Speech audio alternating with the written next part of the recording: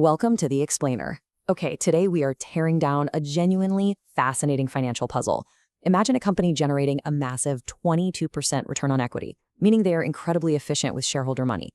They have a jaw-dropping 14% free cash flow yield, showing exactly how much actual cash they generate relative to their price, and they're trading at just 10 times earnings.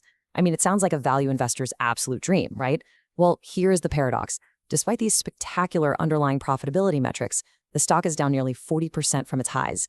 We're looking at Genpact, ticker symbol G. It's a global business process outsourcing and IT services giant, and today we're going to objectively deconstruct this intense structural conflict between a crashing stock price and a highly profitable underlying business.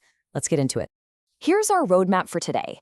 First, we'll establish the baseline of this Genpact paradox. Then, we'll analyze the severe red flags the market is so worried about before pivoting to the hidden green flags that might actually present an opportunity. After that, we're putting this data through our guru valuation gauntlet, applying established investing frameworks before landing on our final verdict and looking at a massive upcoming catalyst. All right, part one, the Genpact paradox. Now, Genpact isn't some small niche operation. This is a massive global professional services firm. We're talking 145,000 employees worldwide, serving huge clients across banking, consumer goods, healthcare, and tech. They are a totally entrenched player in the global economy. But the ultimate question we have to answer today is this. Is Genpact a deeply undervalued opportunity, or is it just a classic value trap? Because honestly, the data is highly conflicted. On one hand, we have a phenomenal return on equity of 22%. To put that into perspective, anything above 15% is generally considered excellent. It's that magic threshold legendary investors look for to identify high-quality, capital-efficient businesses. So, on paper at least, Genpact is generating fantastic returns on the capital it retains. But here is where the cognitive dissonance hits hard. Despite that 22% ROE, the stock is down nearly 40% from its 52-week high of $48.64. It recently lost 23% in the year-to-date alone. When a highly profitable company sees its stock fall off a cliff quite like this, you know the market is aggressively pricing in some serious future risks. Just quickly running through the baseline valuation metrics gives us a really solid foundation. At roughly $35 a share, Genpact trades at a price-to-earnings ratio of just 10x. Its price-to-sales is a very modest 1.1x, and it boasts that massive free cash flow yield of 14%. By traditional metrics, this stock is priced for disaster, not growth. So, let's move on to Section 2 and analyze those red flags. Right off the bat, there's a massive valuation discrepancy when we look through the lens of Benjamin Graham, the father of value investing. The Graham number, which is a formula used to calculate a stock's ultra-conservative intrinsic value based on earnings and book value, is just $17.90 for Genpact. With the current price hovering around $35, the stock is trading at roughly double Graham's estimate. So, from a strict, old-school value perspective, there is absolutely zero margin of safety here. And here is the fatal flaw for hardcore asset investors. Genpact has a negative tangible book value of negative $4.90 per share. You might be wondering why. Well, because while they have $928 million in cash, they're carrying $1.76 billion in debt. The company's book value is heavily propped up by intangibles and goodwill, meaning if things go wrong, there is no hard asset liquidation buffer to protect your downside. Firing through some other critical bearish signals, Wall Street is aggressively cutting price targets across the board. Deutsche Bank actually just slashed theirs all the way down to $31. Growth is also slowing, with a 5-year compound annual growth rate of just 6.5%. So this is a slow grower, definitely not a tech rocket. Gross margins are sitting at 36.4%, which really reflects the intense competition and rising talent costs in the IT services sector. Plus, insiders just aren't buying the dip. We've seen zero insider purchases recently, but over $114,000 in insider sales. And finally, technical momentum is broken. Analysts at Zacks even lowered their Q2 EPS estimates to $0.82. The bears for sure have a very strong case. But let's flip the script. Section 3, the hidden green flags. The company's true superpower lies in its cash flow. Genpact generates $748 million in operating cash flow and a massive $666 million in free cash flow. This creates an absolutely incredible 1.33x free cash flow conversion ratio. That literally means for every single dollar of accounting profit the company reports, it actually generates $1.33 in cold hard cash. This gives them an owner earnings yield of 13.9%, which is extremely attractive for quality-focused investors.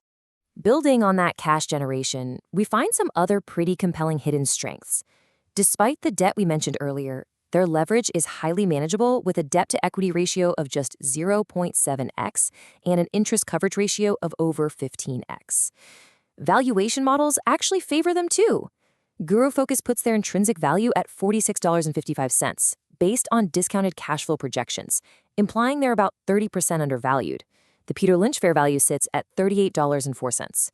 Operationally, Q1 was strong, with revenues hitting $1.3 billion. But the biggest green flag by far is their catalyst, a transition to agentic AI, meaning AI that acts autonomously to solve complex tasks. Their new banking analyst suite could completely transform margins and widen their economic moat by automating all those tricky edge cases in enterprise operations. All right, it's time for Section 4, the Guru Valuation Gauntlet. As an impartial referee, we're going to look at how Genpact measures up to the strictest investing criteria in the world. Benjamin Graham focuses on asset value and a hard margin of safety. Peter Lynch looks for growth at a reasonable price, focusing heavily on the PEG ratio and company categorization. And Warren Buffett looks for an economic moat, earnings consistency, high ROE, and strong owner earnings. Let's see exactly how Genpact scores with each legend.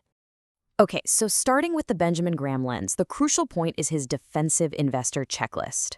While Genpact passes the PE test by being under 15, it completely fails the price-to-book test. Graham wants a PB under 1.5, and Genpact's is 2.2. When you factor in the intrinsic value formula generating that $17.90 target, there is absolutely no margin of safety at $35. Graham would take one look at the negative tangible book value, politely excuse himself from the room, and pass on this entirely. Moving on to the Peter Lynch lens, we get a very different story. Categorizing Genpact, it's clearly a slow grower with that 6.5% revenue CAGR. However, Lynch would actually love the PEG ratio, which is sitting at a perfect 1.0, and the 5-year EBITDA growth of 10%, which looks really solid when running comparable multiples. But the lack of insider buying and the high institutional ownership would definitely give him pause. Lynch would give this a cautiously positive rating. He'd hold it, but he'd demand to see revenue acceleration above 10% before pounding the table to buy. Finally, let's look at the Warren Buffett lens. Genpact passes some massive tests here. The ROE is a stunning 22%, debt levels are super manageable, and that owner earnings yield of 13.9% is fantastic.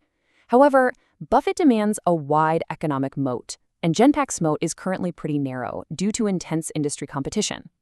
The return on invested capital is 12.8%, which is below his strict 15% threshold, and gross margins are below his 40% preference. According to the Buffett Fit framework, it scores a 72 out of 100. It's a partial fit. He'd likely want to see if their AI transition can sustainably widen that moat before pulling the trigger. Which brings us to Section 5, the final verdict and catalyst. This brilliantly illustrates our final verdict.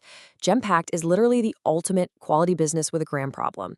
It's highly profitable, throwing off massive amounts of cash, but it totally lacks the tangible assets to protect you if the business model fails. It's not a Buffett-style infinite compounder, but it's certainly not a dying cigar butt company with only one last puff of value left either. At a 10x PE, it's a fascinating puzzle, heavily dependent on management's ability to execute their AI transformation story to protect those margins. And we won't have to wait long to see how this plays out. Genpact reports earnings on August 6th, right after the market closes. This is the ultimate catalyst. You need to watch 4 things closely. First, can revenue beat that $1.3 billion mark? Second, can they overcome the lowered 0.82 EPS estimate from Zacks? Third, do they reaffirm their forward guidance of 7% plus revenue growth? And finally, listen closely to the earnings call for updates on agentic AI adoption. If they beat and raise guidance, this stock could experience a hard technical rebound. But if they miss, it could easily slice down to test its previous lows around $26.85. So I'm throwing this final question back to you. Knowing the incredible cash flow and that 22% ROE, combined with the severe technical breakdown and lack of tangible assets, is that 10x PE a genuine value opportunity waiting for an AI catalyst? Or is it a classic value trap for a slowing growth company? Weigh the data, do your own homework, and read those 10Ks. Thanks for joining me on this explainer, and I will see you in the next one.